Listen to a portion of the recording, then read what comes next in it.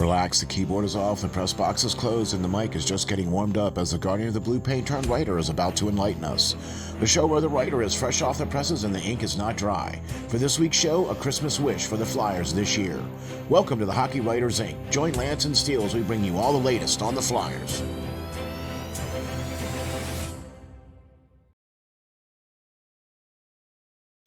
Hi guys, welcome back to another very special edition of the Hockey Writers Inc. As always, I'm your host, Lance Green. And I'm your co-host, SteelFlyers. How y'all doing out there, folks? Woo! That's right. It is the pre-Christmas show. And first of all, would like to say Merry Christmas to you, Mr. Lance Green. Right back at you, sir. Oh, thank you very much. Thank you very much. And, of course, a Merry Christmas to all you out there in Flyer land.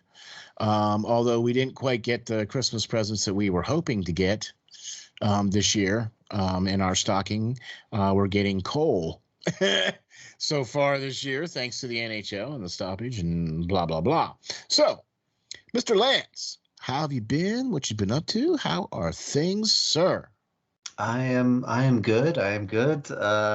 Ready for this holiday season and hoping that the Flyers can get back on the ice soon. Yes, I'm with you 100%. Okay, so in case you've been under a rock or you haven't really picked up your cell phone or haven't logged on to any social media as of lately, the NHL decided to start Christmas early and canceled every single game, starting with games from Saturday all the way through until the Christmas break, which was a forced stoppage anyway, which is a mandated break in the league anyway, which covers, I believe it's 3 or 4 days, right? Where it's like, I think it's the 23rd, 4th, and 5th or something like that. It's a 3-day break, and there's no trades allowed or anything like that. And so it's a mandatory stop and whatever. So the league decided to cancel or postpone 50 games. Flyers, I believe, were affected by 2. Yes, 2 games they were affected by. Yeah. They were postponed by 2 games. So now they have a total of 3 games, I believe, now they have to make up, right? In total. Not due to the Flyers being having COVID issues, but other teams that they were playing having COVID issues. Okay.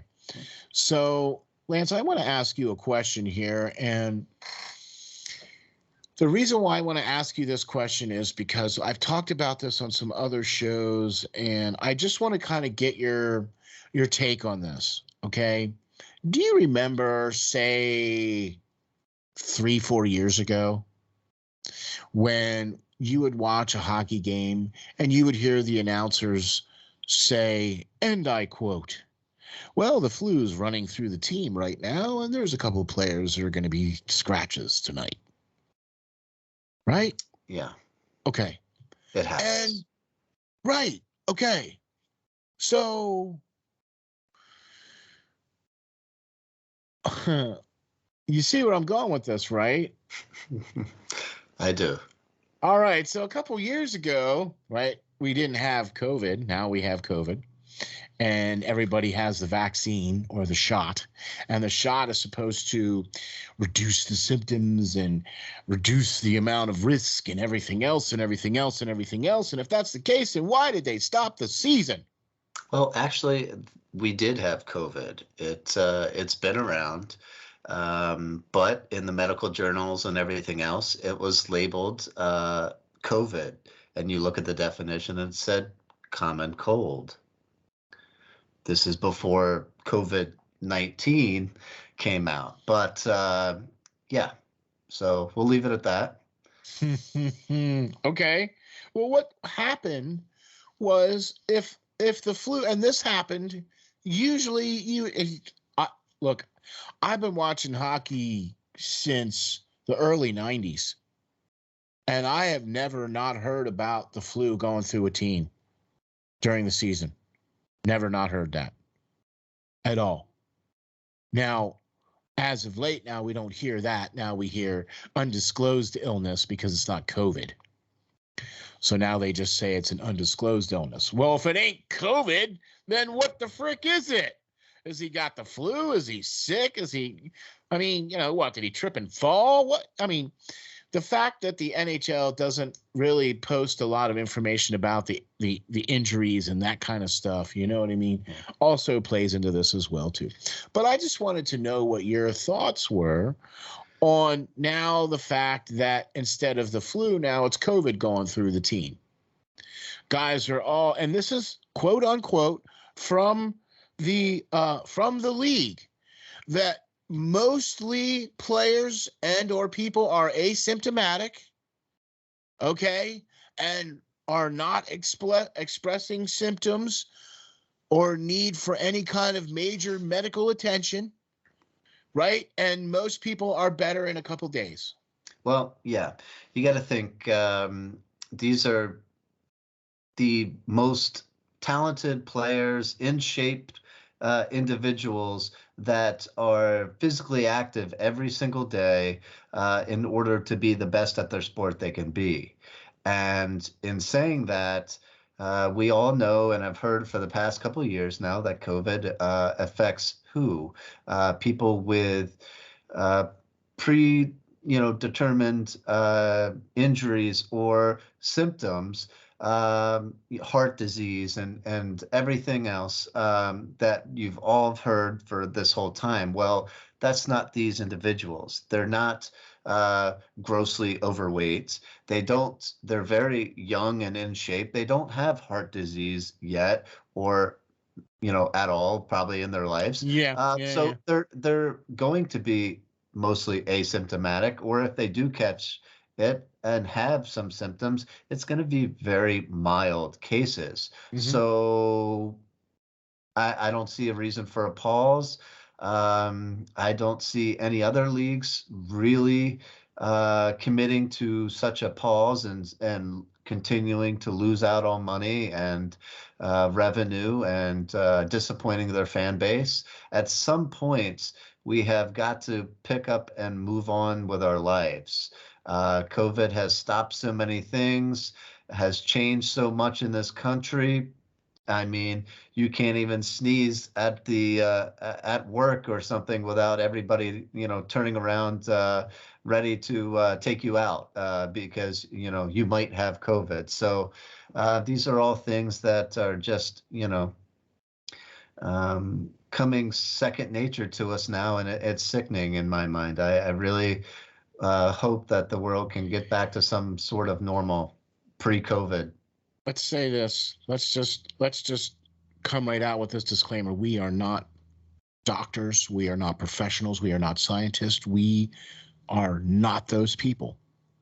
Okay. We don't know the ins and outs. We're not virologists.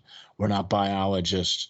We're not doctors. We're not, we don't treat this. We don't see this. This is not what we do. We're not professionals at that. Okay. All we do is report back what we see from the league, report back what we see from the Flyers, what they do on the ice, what they do off the ice. Okay. That's what we are talking about here. Okay. And right now, we're not seeing the team on the ice because of off the ice issues from the league. Okay. So I just want to put that disclaimer out there because we are not professionals. We are not doctors. We do not claim to be. Okay.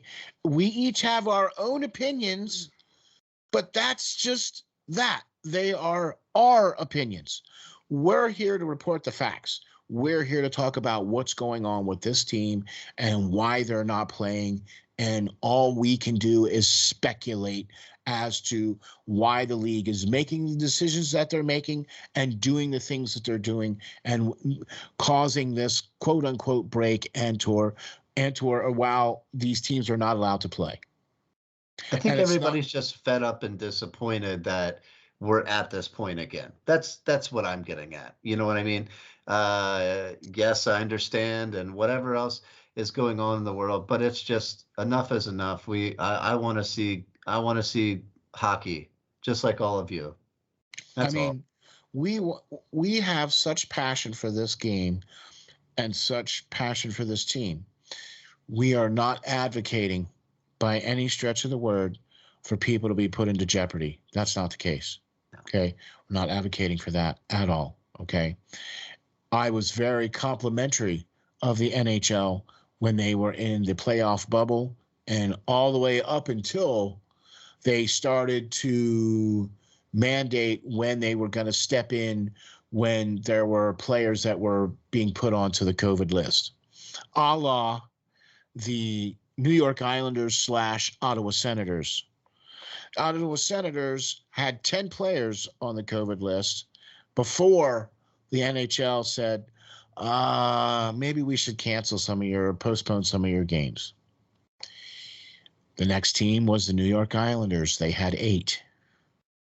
Then the next team had 6, which was the Flames, right? They had 5 players and 1 coach, right? So now you have this deteriorating view of what the NHL is putting out there, because now they look like they can't decide on one thing. They have all this protocol out there, but they fail to put protocol out there for that. Now they're stepping outside of their protocol to step in and say, well, we're going to have to start postponing games because you guys have this many players on the COVID list. You know what I'm saying? Yep. Yeah. I mean, this is what we're talking about.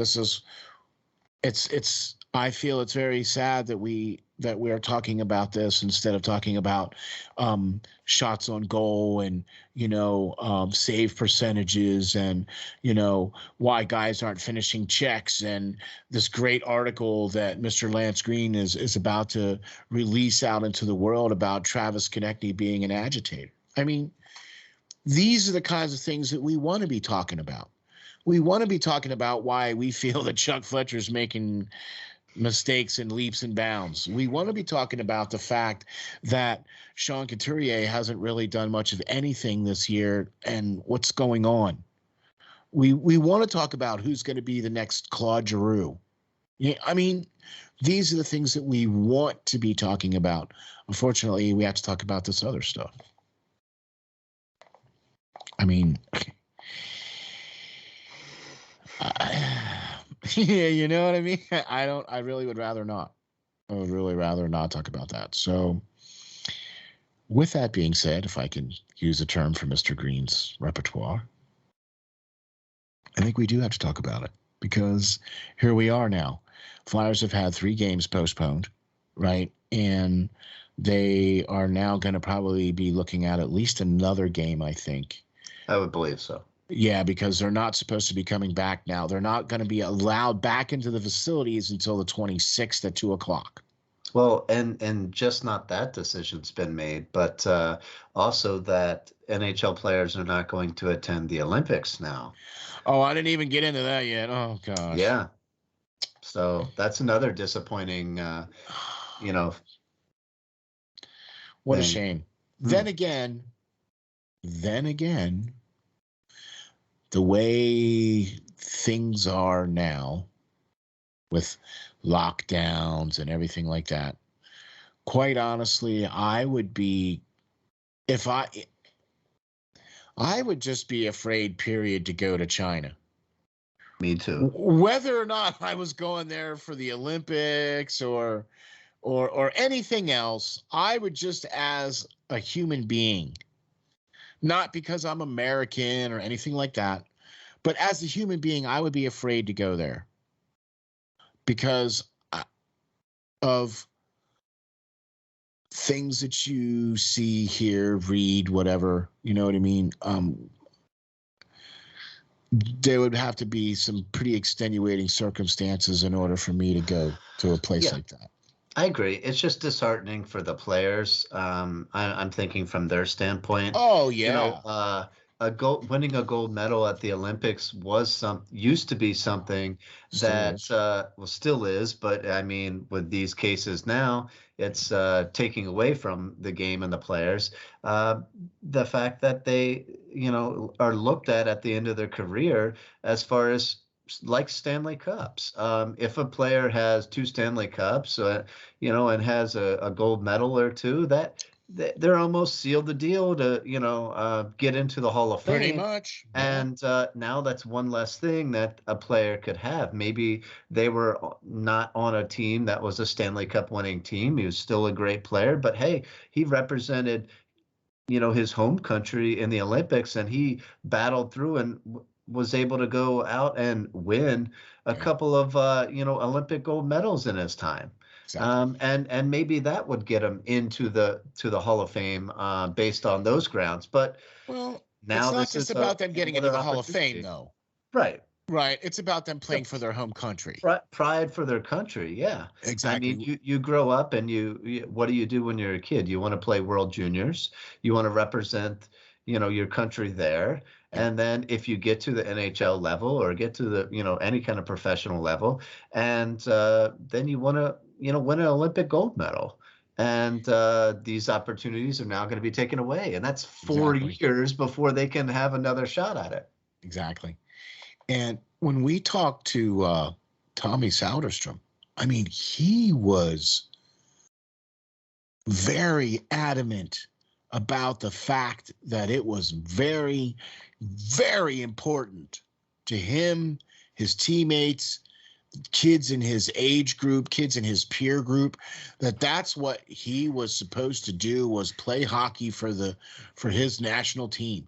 And Yeah. he did and won, and he was more proud of that than he was of any of the accomplishments and any of the money or anything that he ever made in the NHL. He cared more about winning those championships and winning those medals than anything else.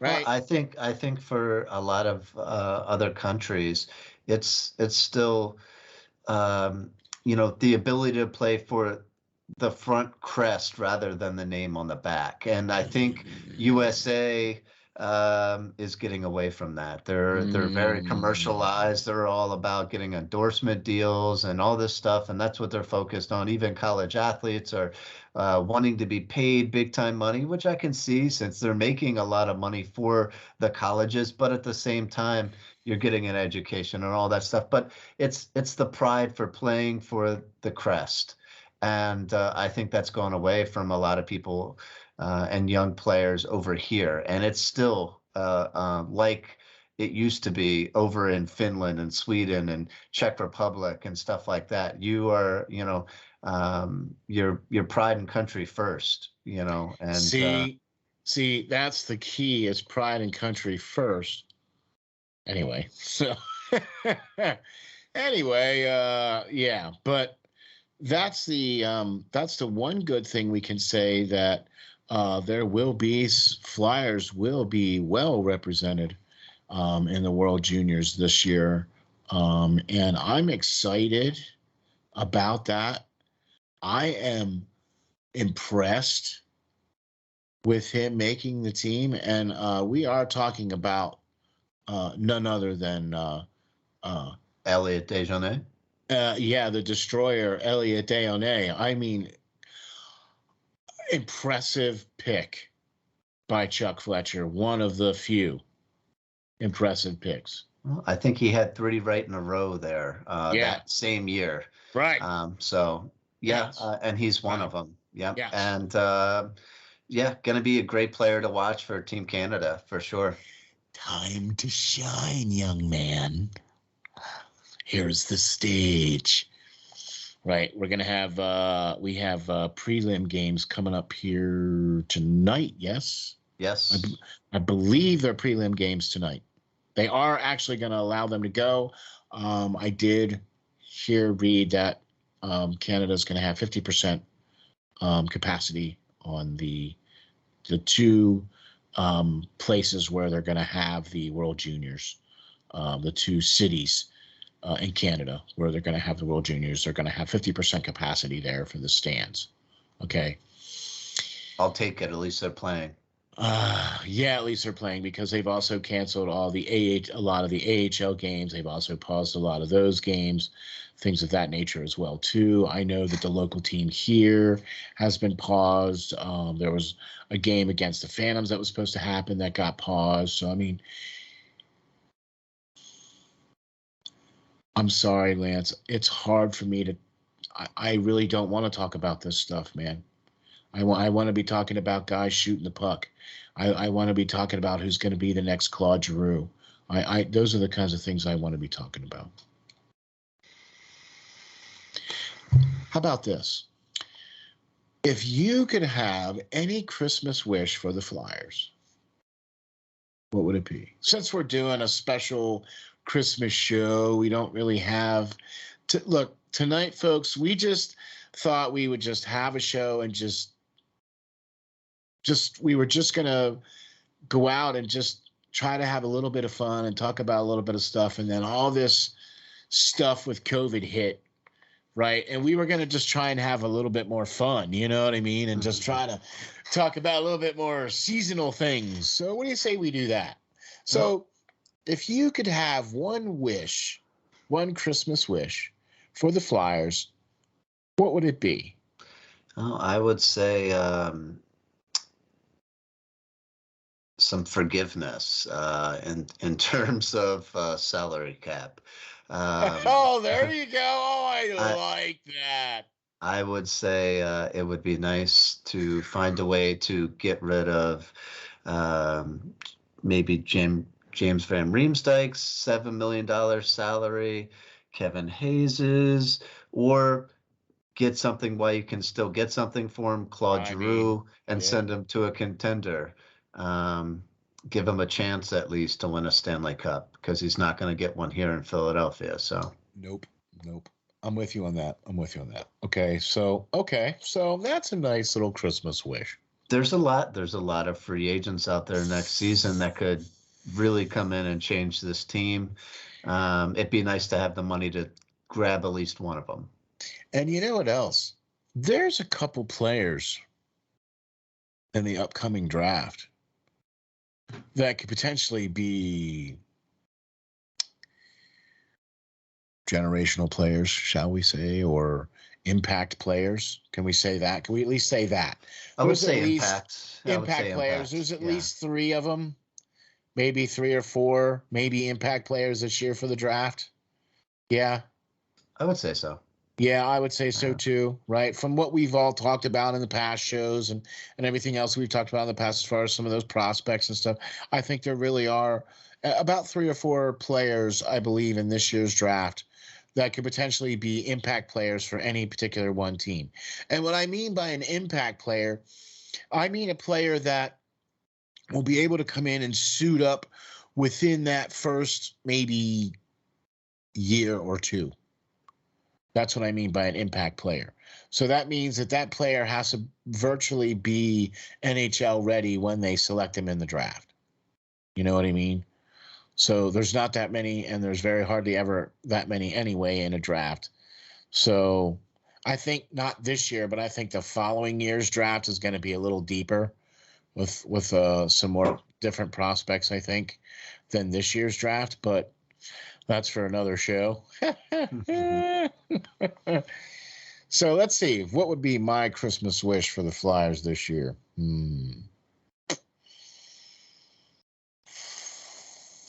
Gosh, man, I haven't even really thought about it, to be honest with you. And I would say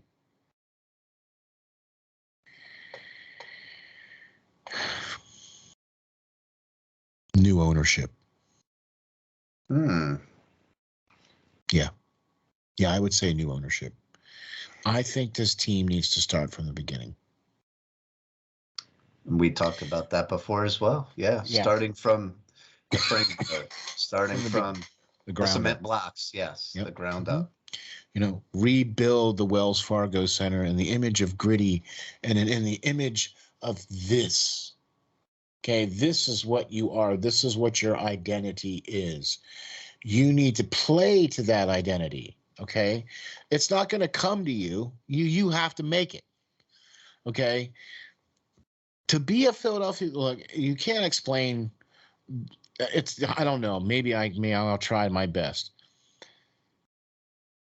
When I played for the team that I was on, I played for the crest on the front, like you talked about before, right? Because The names on the back change every 2, 3, 4, 5 years, Right. right? But this logo stays the same, continues to stay the same. It's been the same since the inception. It's not going to change anytime soon, right? You're going to come and go. You're going to be a blink in the eye of the history of the Flyers, right? So why not make your time here be as best as it possibly can be? You know what I'm saying? I mean, maybe it's just me. I don't know. Hmm. It can't be, right? No, I think you're right. I think new management, new ownership would really, start it off right. I think Ron Hextall was trying to really do that, but I think he was rushed, and I think that while he was so focused on drafting and building up that way, he forgot to put a interesting enough team to tide the fan base over until some of those players developed. Um, Hackstall liked his bottom six players way too much, and he didn't get anybody. He didn't give the fans anybody to be excited about, and until the players that he was drafting developed or had time to develop. So Okay, well, I understand that and I get that, but the players that he selected to be part of that development group, yeah, yeah, they don't deserve to be wearing a frickin' NHL sweater, man, as far as I'm concerned right now. I agree, but it goes back to what I said before. Is it really the players? I mean, Radcliffe had 50 goals in juniors. That seemed like a good draft pick. Morgan Frost had 2 years in the OHL where he was over a 100-point player. Is it really that, the players, or is it, player development? Once they turned pro, they stopped excelling. They're So, barely treading water. you know what? So then let me ask you this question then. How is it that Giroux is able to succeed? How is it that some of the other players that have come here and played Mhm. have succeeded? Because most of them didn't need any time at the AHL level. You look at most of the ones where Konechny played in a couple of games, I think, maybe.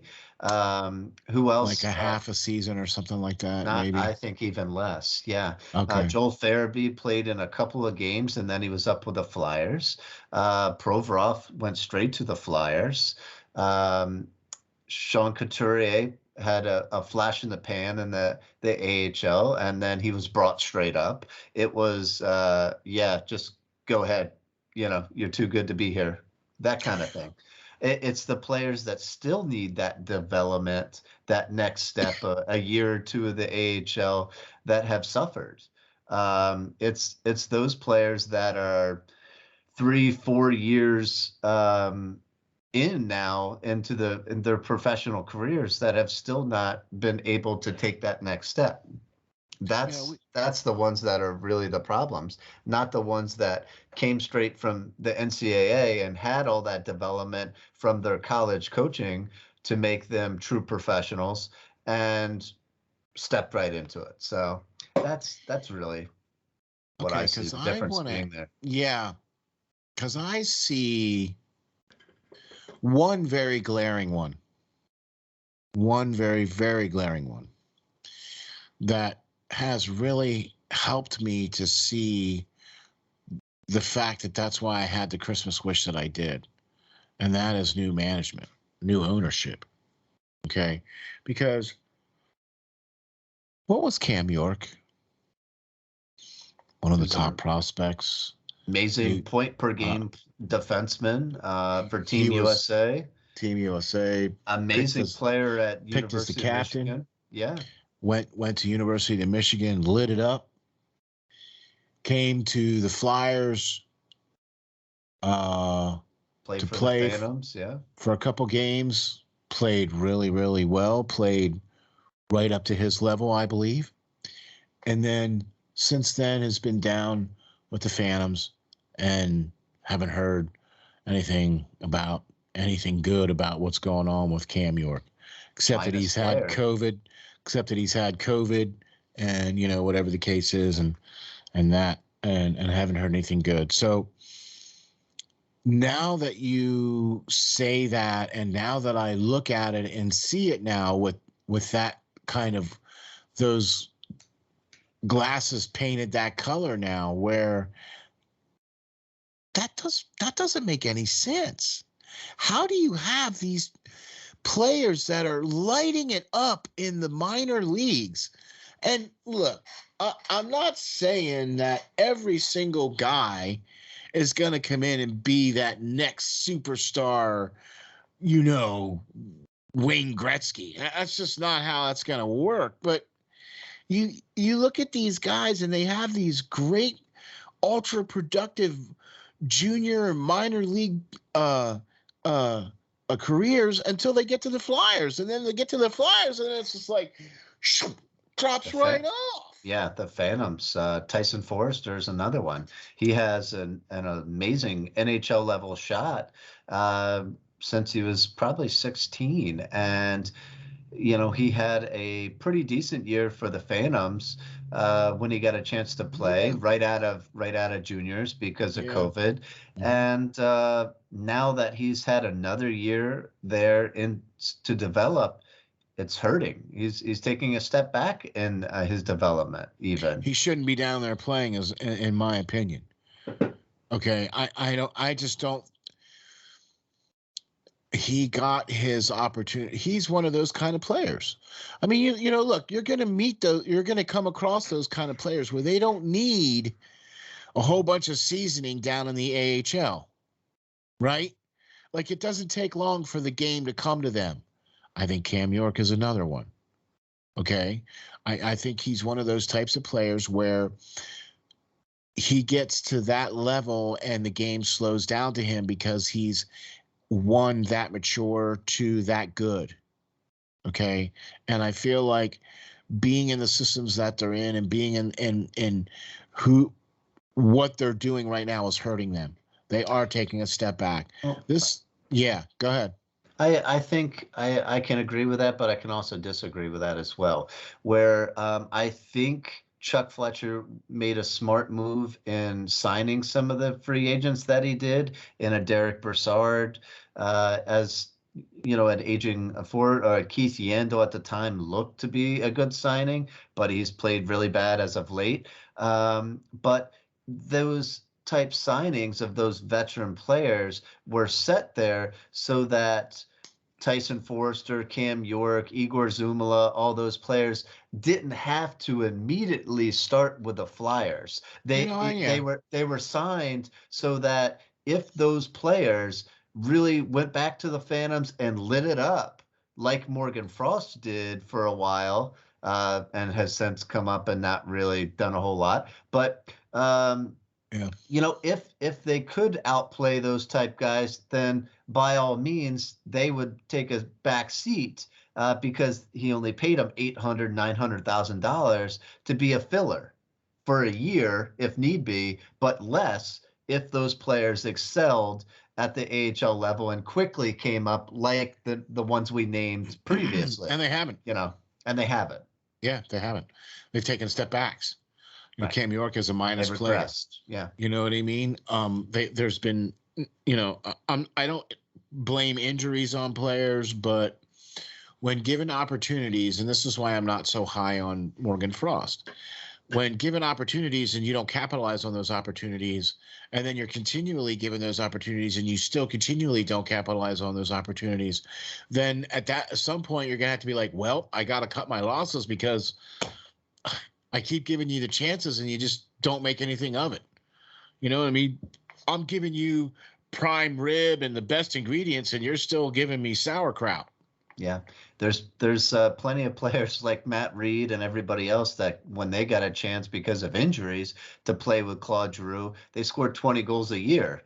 And just saying, this is what he's been given the opportunity, and Frost is what I'm talking about, but those opportunities to come up and play with some pretty darn talented players. They're not playing him on the fourth line and expecting him to produce miracles. They're playing him with Claude Giroux and those players that can feed him the puck and set him Exactly. up, and he's still not not able to taking that. produce. Yeah. Yeah. I'm with you, dude.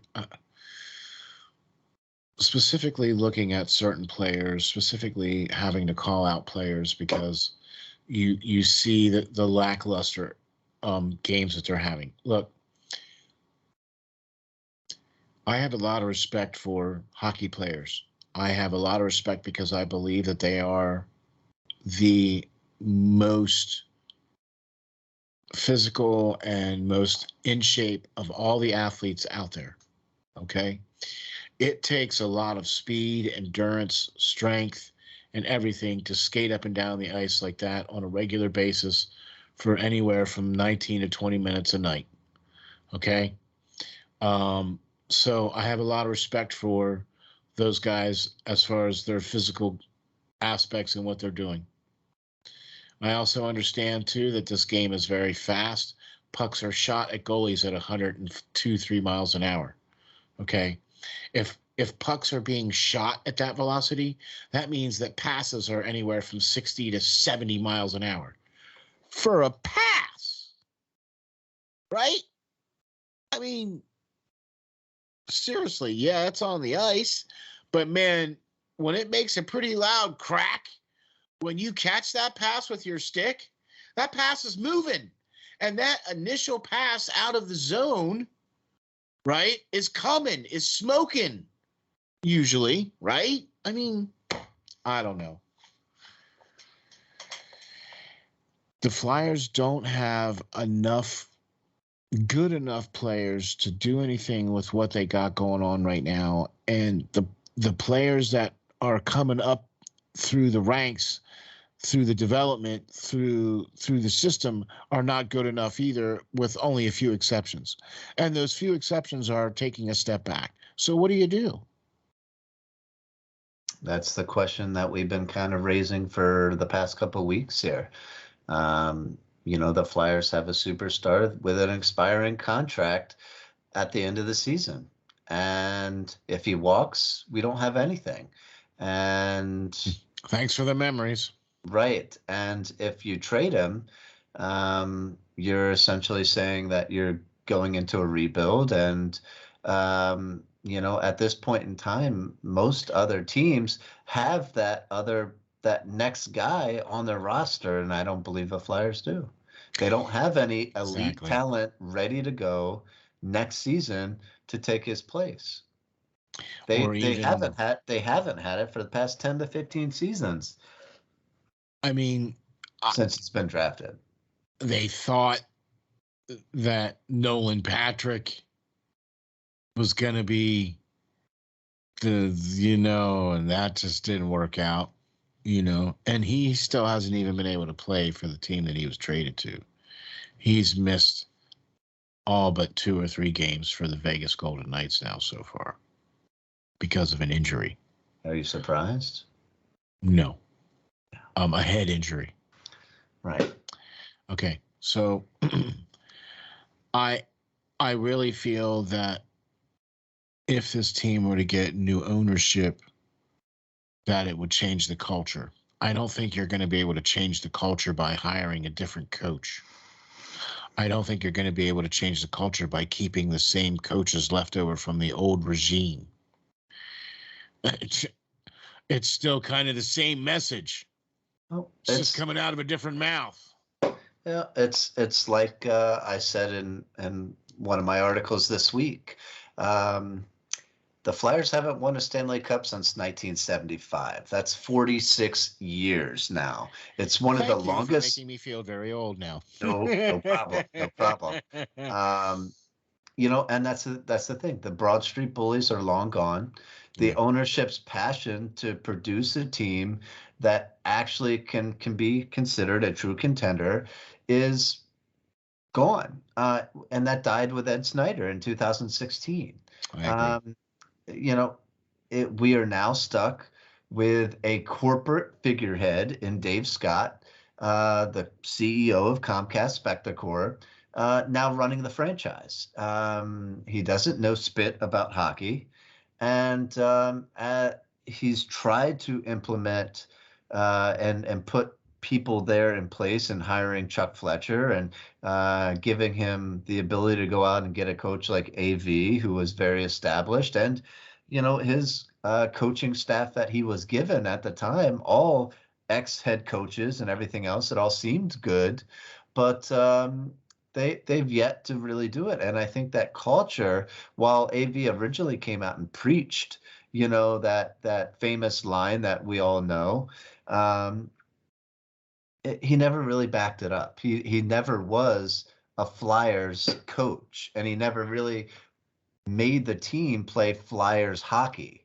And granted, without the bullies there from the 70s, okay, we all know it's moved on. The game has changed, but there's still very physical teams in the league that have done well for themselves over the years, and have been able to stand up for themselves over the years. And there's no real driving force behind this that would come down in the middle of a game when the team has been playing poorly, like they have, but as of late, and burst into the locker room, yeah, like Snyder used to do, and really demand some different, game aspects coming out of that, and a win, or else. And he meant it. And that was because he was passionate. He was passionate about his team. He was passionate about, putting a good team out there for his fan base, for the fans. And every year, right or wrong, decisions that he made over the time, it was for the better good of the team, out of pure love for this team. And a pure want for the win. Yes. Okay. So let's not. I don't see that with Dave Scott. I don't. Yeah. He doesn't have that desire to win. I don't see him caring that much. Yeah. When do you see him? The only time I see him is at end of the year pressers, when he comes out and pats Chuck on the back and say, "Hey, we tried. We'll go get him next year." And then he leaves. And then he leaves, yeah.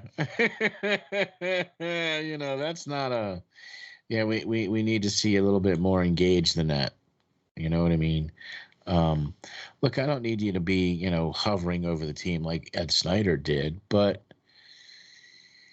that's why I asked for new ownership, because I think that's the only way you're going to change the culture here in Philadelphia. Because what has Philadelphia done basically since 2000? They've rehired old hired retreads of players, coaches that have been from other, you know what I mean? Like, I'm not saying that Laviolette was a bad hire. I'm not saying that at all. But, and then they had Ken Hitchcock, and you know what I mean? And they brought in all these coaches. There's been so much winning coaches that have been brought into Philadelphia. Laviolette has a cup. Ken Hitchcock has a cup, right? Craig Berube left here, went and got a cup, right? Michelle Therrien had a cup. Yo had a cup, right? Not as head coaches, but still had a cup. So there's been a lot. Yeah, there's been a lot of cup-winning coaches in Philadelphia, but it doesn't seem to matter who the coach is. The players still remain the same, and they still play the same way. They still play the same system that the players want to play, which is dumping the puck in and not winning the battles to the puck, not having a fast enough team to win the battles to the puck, not being able to either, one, care enough to skate the puck in, or two, play in position. Everybody wants to be the, looking up at the Jumbotron and blah, blah, blah, blah, blah, blah. I mean, can we just have a reset? Yeah. I mean, I guess that's asking too much. The fact that Claude Giroux has been here for 15 years and nothing has changed. The fact that the power play for the Flyers for the last 5 years has been what? An embarrassment. Giroux, down low, cycle, cycle, cycle, shoot, cycle, cycle, cycle, cycle, shoot. Dump the puck in, lose, back the other way. Dump the puck in, lose, back the other way. It's the same thing for 2 minutes every single power play for the last 5 or 6 years. Tell me I'm wrong. Please tell me I'm wrong. No, I mean, I don't even teach my 6-year-olds and stuff that I coach to dump and chase. If you can't skate the puck in, give it to somebody who can and get into the zone and set it up. You have more than an 80% chance of getting a shot on goal if you maintain possession and skate the puck into your own zone. When I watch even teams like Detroit, New Jersey, Buffalo, Ottawa, when I watch those teams, I see guys back at the blue line waiting for that pass because it's happening. We all know it's coming. Do the Flyers ever have anybody back there? Nope. Does that puck always go sailing out of the zone every single time? Yep. I mean, I don't get it. How is it that some of the worst teams in the league still know how to skate the puck in and get set up? Yeah, I think that goes back to like we did a show on that before where it was an article I written, Hockey 101, and the Flyers simply don't play that. Hot And it's, potato. yeah, it's frustrating for sure. Frustrating for sure. See, it's not just frustrating. You know, look, okay, putting on the fan hat. Yeah, all right, go Flyers, go Flyers. Look, we care about the team. We want to see this team win. All we want to do is see the team win. It's okay if we go and spend our hard-earned money and we go to see the team and they occasionally lose. It happens. There's 82 games. You're not going to win every single one. You're not going to make the playoffs every single year. You're not going to be a great team every year. You're not. That's just the way it is in the NHL. However, the Philadelphia Flyers went from up until 2016, so the Ed Snyder era. In the Ed Snyder era, right, his last 30 years of ownership of the team, the Flyers made the playoffs 28 years of his last 30. Okay. Now, what does that tell you about this team? They put a contender together every year. Granted, they never really took it to the next level and won a cup after the boys of the of Bobby Right. Clark era and all that, but They came close like 2 or 3 times. They came close, and they definitely were competitive every year. Every year. It wasn't a factor of if they would make the playoffs. It Right. was what spot, where would they be starting from? Who we playing in the first round? Right. Was always the question. Who we playing? I was always looking forward to going to camp, which was Memorial Day, and having to sneak into the bar up the road so I could turn the hockey games on because that was the only TV that was up there at camp. And they always had the hockey games on for whatever strange reason. So I could always go to camp up there in Memorial Day, late May, and always count on Flyers playing hockey. Right? We haven't seen that in a very long time here in Philadelphia. Philadelphia hasn't even been close, hasn't even sniffed. Right? And it's just like you said, ever since Claude Giroux was drafted onto the team, there really hasn't been anybody else drafted at his level since he's been drafted. Not a single player. I would put Couturier in that. I would put Couturier in that elite level because he has won a Selke. But I believe they stunted him too because gosh, the amount of points that he scored in juniors was freaking amazing. And then the first thing they did was, oh, by the way, you're going to be playing more defensively now than offensively.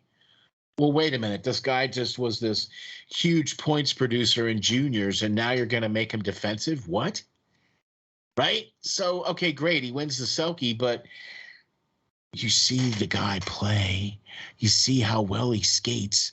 You see how well he passes. You see how well he moves. Why isn't he the one out there making those breakaways? Why isn't it him? He's the one that puts the biscuit in the basket. What? Or did. Yeah. I can't be the only one seeing this stuff, right? No, it's definitely frustrating. I don't know. I don't know what's it going to take to get this team back really on track. And No, I like don't have one. like I said, I believe, the past couple of games, the Flyers fan base, if you think about it, like I said in the article, we were always playoff contenders, and then now have been reduced to getting excited about having to require overtime to beat one of the worst teams in the whole league, and we're excited about that. Yeah, like we think, wow, look at that. Like that's an accomplishment, right? We took them to overtime and got a point out of that. Like, really? Are you kidding? Yeah. This is a team that you should be wiping the ice with, right? This is a team that, I mean,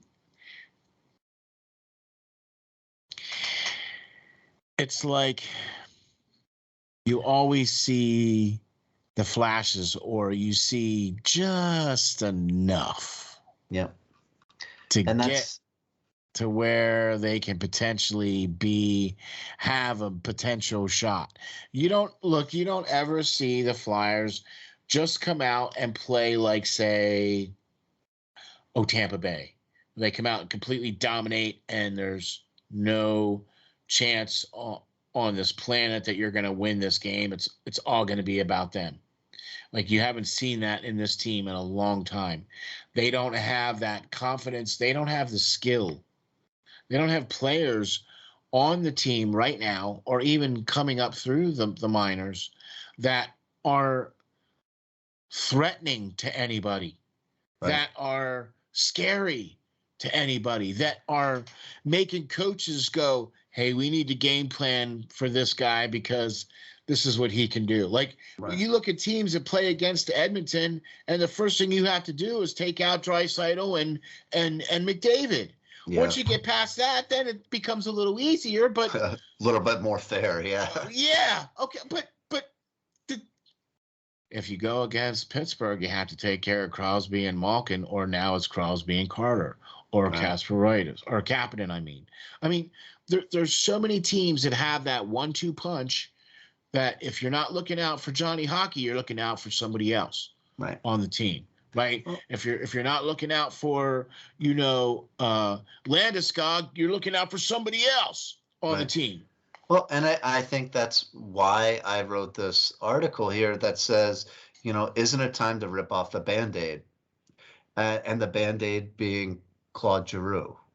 Please. As it stands now, the Flyers are good enough year in and year out to somehow squeak back to almost make the playoffs, like we just talked about earlier. Yeah. Or if they do get in, they get buzzed out in the first round. Yep. So what, as we just said too, we're reduced to cheering and being happy about beating one of the worst teams and requiring overtime to do it. Mm-hmm. And the game before that, against the Canadians, we went to a shootout and lost. Yeah. To and they're one of the worst teams in the league this year as well. Yeah. So what is it going to take? Do we then try to find that person that we haven't in 15 years in a trade for a draft pick or a prospect that's already there for Giroux? Or do we sign him back and remain in mediocrity? Just okay. I'm with you. Okay. And frankly, this was another one of my favorite articles of the Band-Aid ripping, because we talked about this on quite a few other shows that we've talked about this before. So I'm all for ripping the Band-Aid off. I'm all for, oh my gosh, the Flyers are gonna say the R word. Rebuild. You can't even say rebuild because there's nothing there to rebuild. You have like a rebuild means that you are, you're retooling, or you're rebuilding, you're re-putting things together. No, see, you can't rebuild something because your stuff is so broke. You just need to, light a match to that sucker and start from the ground up.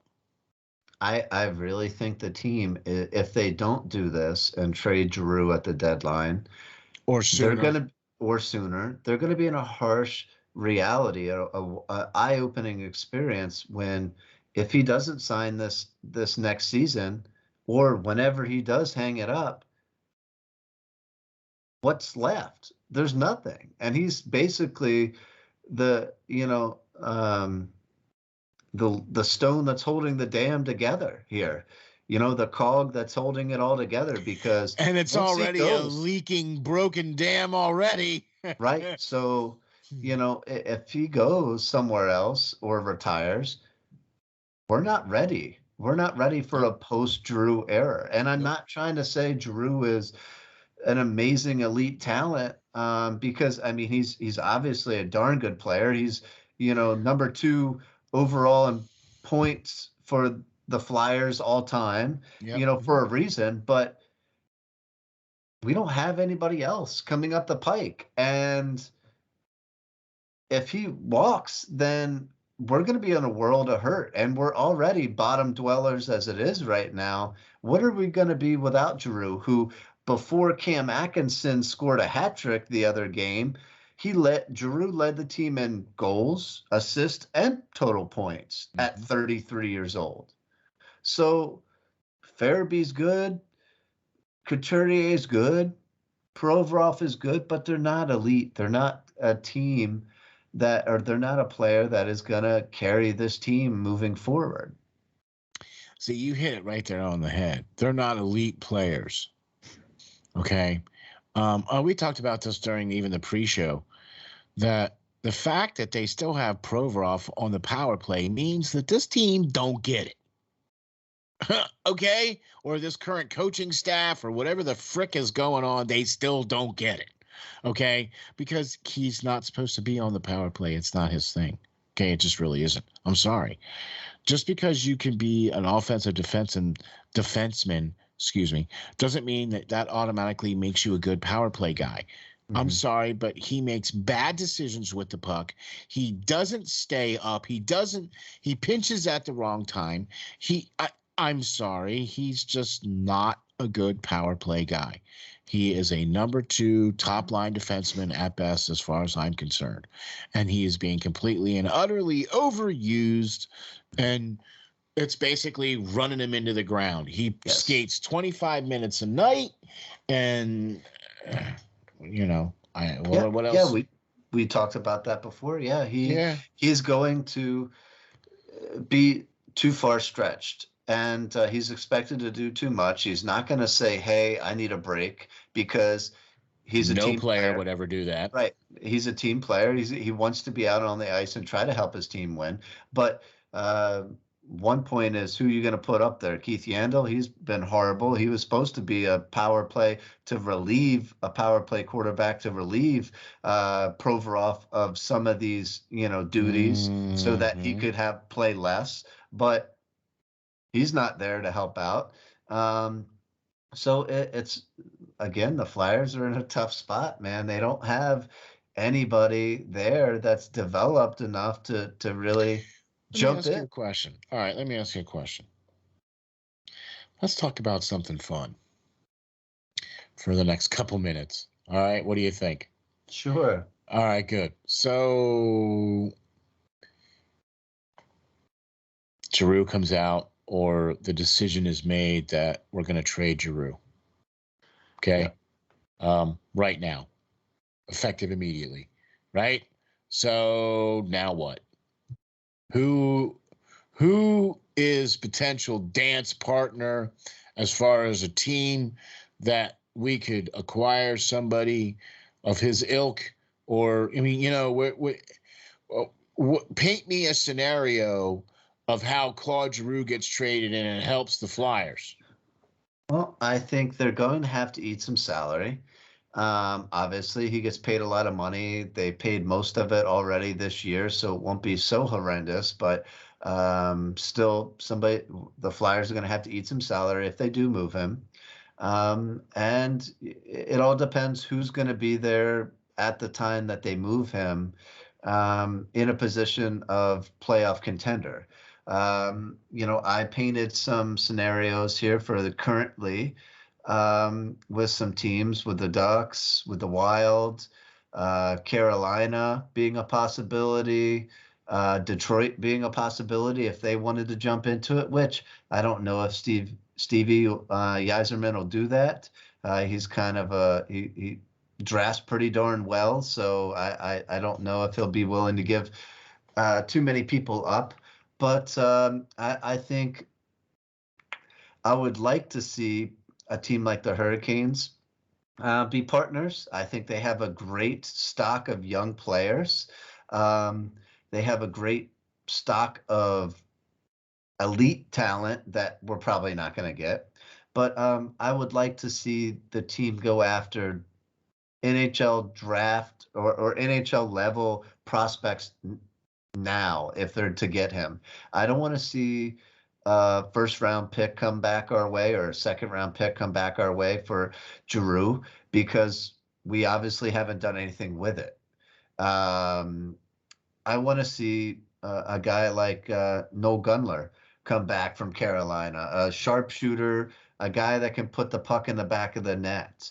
I like Matt Boldy for Minnesota. Yeah. I think he's ready to go. He's been an AHL player and been a productive one for some time. Mm-hmm. And if it comes down to it, to get a couple of different guys for that, I'd like to see maybe talk to the Ducks, who are surprisingly in a playoff picture, and go And have after a a guy. Yeah, lot of depth. Yeah. yeah, a lot of depth there. Obviously, with Sam Steele, Zagras, Mason McTavish, all young guys that are up and coming there. There's some definite guys there that you're not going to be able to touch, but they do have a lot of other depth as well.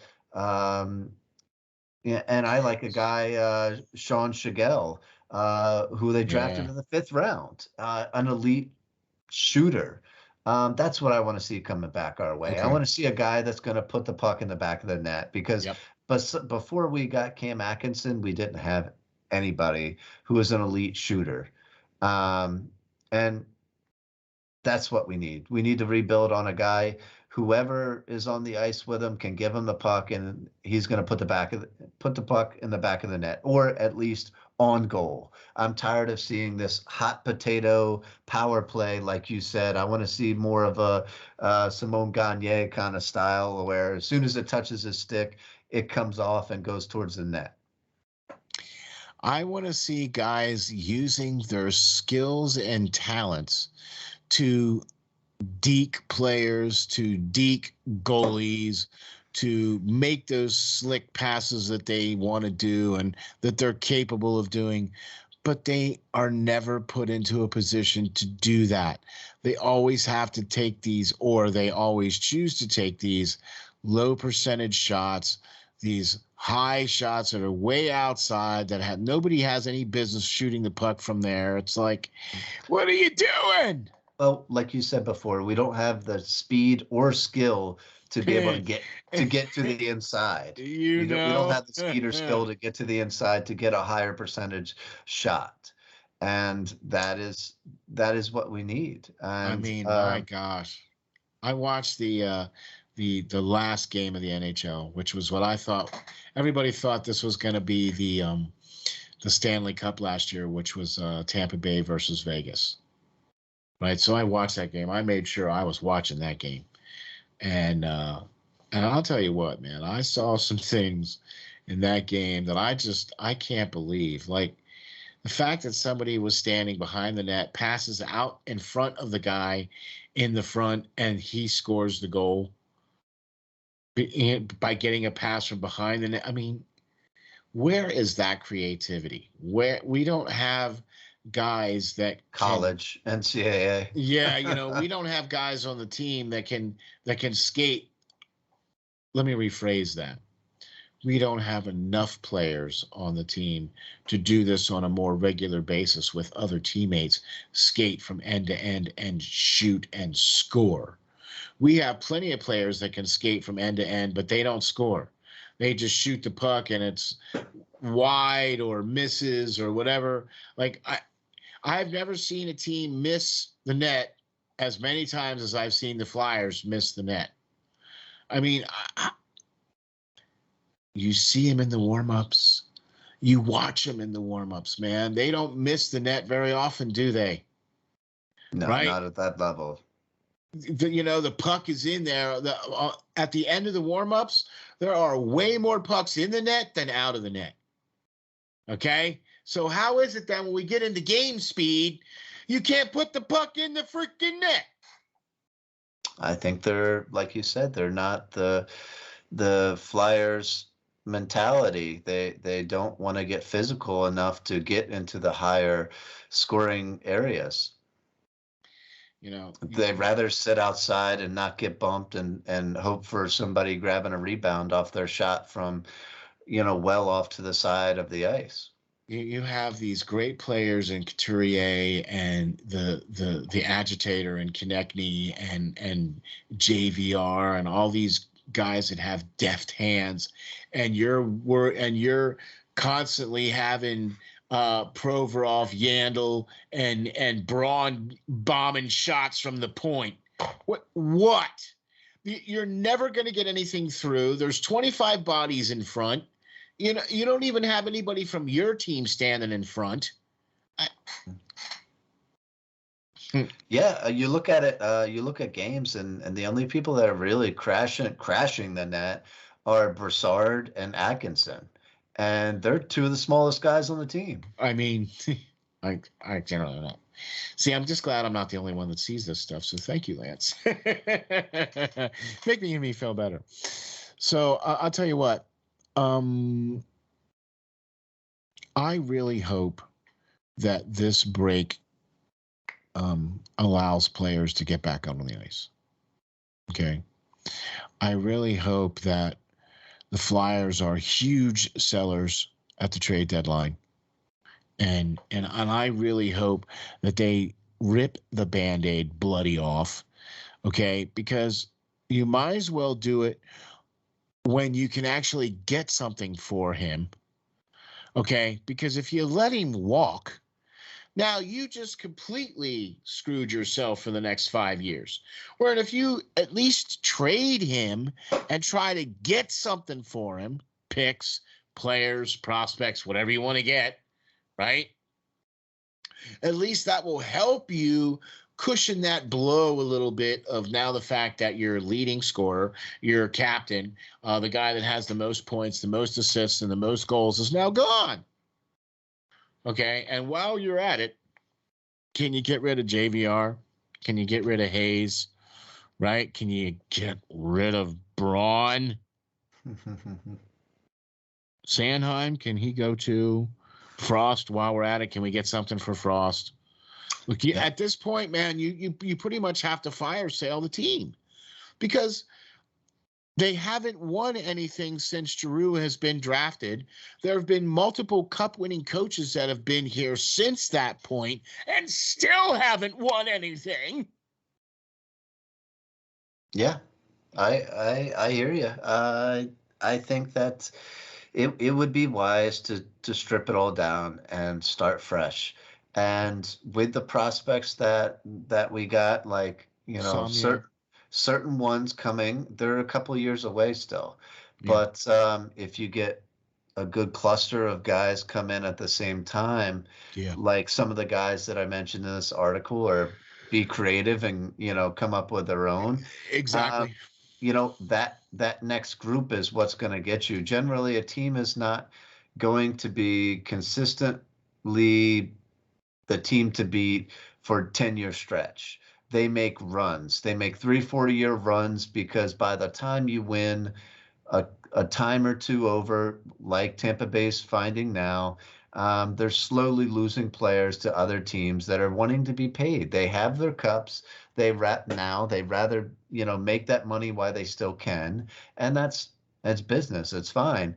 But if you get a good group of young guys together, like they have coming up, and if you add to it, you have a chance. And right now, they don't have a chance. So why not? If Giroux is so destined to stay here until he's done and hangs him up, why wouldn't he go somewhere this season for the playoffs, try to win, and then come back and sign if he wants to at a reduced rate? Get something for him now. I don't think I he's going would to come back and sign at a I reduced wouldn't want rate. I wouldn't want him to, but No, at the same token, if we're gonna rip that Band-Aid off, let's rip it all the way off and all and the way. and go from Make there. it bleed. Make it bleed. You might as well just make it bleed. I mean, just get it done and over with. You know what I'm saying? Because at least that way, then you get it done and over with. If you do it now, then you can at least get something for him. Okay. Instead of letting him walk. I don't think he's going to ever come back if he leaves. Unless he's gonna come back on another team, and he's going to get a little standing O and thanks for the memories and appreciate it. And then in 5 or 10 years when he retires, right, we'll hang a little banner in there and we'll clap and say nice things and pat him on the back and all right, cool, thanks. I'm not trying to be mean. I'm not trying to be cruel. Okay. But that's just the nature of the beast. That's just the way it is. He's not going to win a Stanley Cup with the Philadelphia Flyers, and it's sad, but that's just people are just going to have to start getting used to that fact. And the Philadelphia Flyers are probably not going to be good for the next couple of years because of the fact that they never built around Giroux. They never planned to build around Giroux. They never did anything.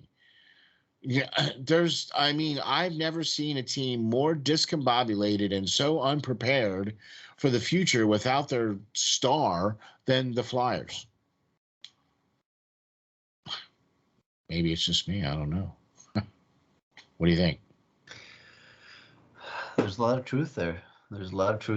So Yeah. it's disheartening, but It's the truth. Yeah. I think we should take, if I was Chuck Fletcher, I think I'd take this break for what it is and really gather my thoughts. If I was Chuck Fletcher, I would be dusting up my resume. To be honest with you, because frankly, I don't think he warrants any more time in Philadelphia. I think he has shot his shot. I think he's done his thing. And I'm sorry, Chuck, it didn't work. They spent a lot of money. They capped out basically to try to accommodate for him, and it didn't work. And so I'm sorry, buddy, you got to go. Yeah, he gave AV a lot of his type players that he thought would work. Gave up first-round draft picks, second-round draft picks. Started to make those Band-Aid ripping off moves of getting rid of Voracek and Patrick and Gostisbehere, who's having a great season for a horrible team, but let's be honest, they're still last place in the league or second to last place in the league for a reason. So I don't care what kind of numbers he's putting up in Arizona, he's not effective. But at the end of the day, like you said, I think he should be polishing off his resume because I wouldn't want him to make the next pick for the head coach. I would want that left open for a new GM at the end of the year. Let Mike Yeo stay and let No, I'm saying for the end of this year. Oh, yeah, yeah, And okay. then, make no major moves or signings, and then see who's available at the end of the year as far as general manager and head coach, and start fresh there so that a new general manager comes in. He doesn't have to deal with somebody's signings. I got to tell you, Ellis looked good in the 4 or 5 games that he's played in this year, but that's a heck of a long contract that he has, and that's a pretty substantial amount of money that we now have to pay him. And Um, for him to to not be be on the hurt, ice. right? Yeah. For him to be hurt. So that deal in its own right might be Fletcher's pink slip in hand, because that hurt us a lot. Um, with Giroux moving on, they had a lot of money to spend. They rightfully spent it. Couturier, re-signing Couturier to probably a little too much in my mind, but Yeah. and Joel Farabee, which kind of ate all that money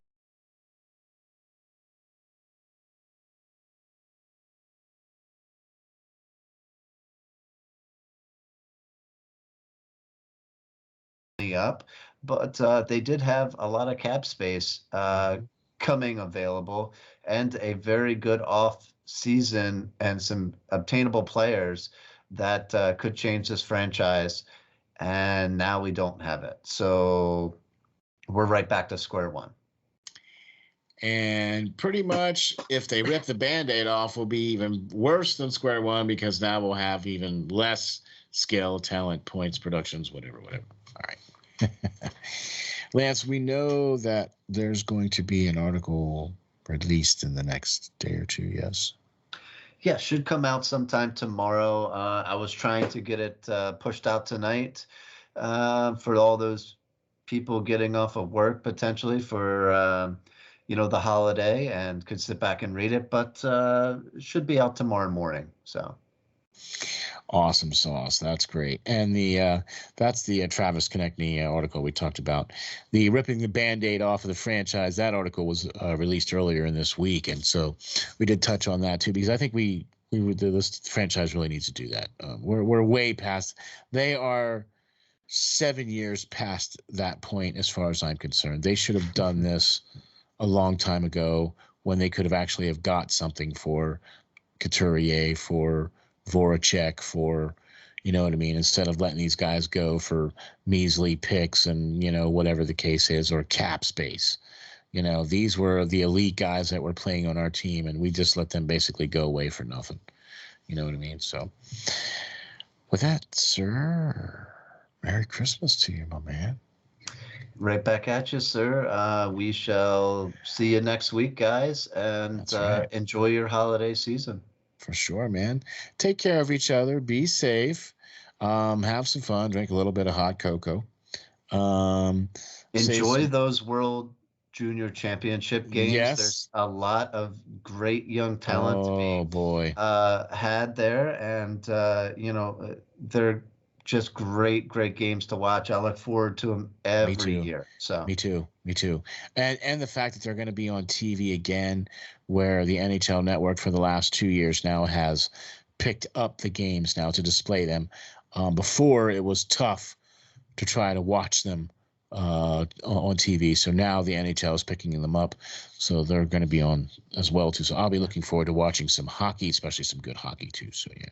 hey, Chuck, if you're listening, also watch these World Junior Championship games, and maybe write down a couple of names that you like, to maybe get rid of a guy or two on our team, and maybe pick up a prospect that's nearing NHL readiness. I'll tell you what, Chuck, I'll do you one better. Listen to the show in the upcoming weeks, and we'll have guys that you should be picking. We'll do all the work for you. Okay, all right. Lance, my man, tell the folks where we can get you, where we can reach you, where we can find you, and how we can read you. Sure, no doubt. As always, all my articles are on flyersnittygritty.com. You can also find them on steelflyers.com. You can find them on bleacherreport.com. Yeah, man. You can find me on Twitter at LNGBASSIST, the number's 39. Thank you very much, Lance. I really appreciate all the work that you do. All the articles that you write. Couldn't do the show without all these great articles that you write. I can't believe we've been doing this for as long as we have. I feel so very blessed and lucky that I get to work alongside some of the greatest people on the planet, and I get to. I have a lot of respect for what you do, Lance, and I really appreciate the fact that you come out here every week and share the mic and share the screen with my bloody butt. It's a pleasure. I enjoy this, and I hope the fans do as well. I do too. And as we've been alluding to the past couple weeks, I happen to get a nice. Check that out. Oh, that is hot. Nice That's present hot. in the mail. Yeah, man. Thank you, sir. So we can sport the logo around and hopefully promote the show a little bit more, and hopefully you guys will be able to get yours soon enough. We're hoping here by the first after the first of the year. We're hoping that we can have the shirts out on the website. Out there, it'll be $25 for whatever size you need. Okay, straight across the board.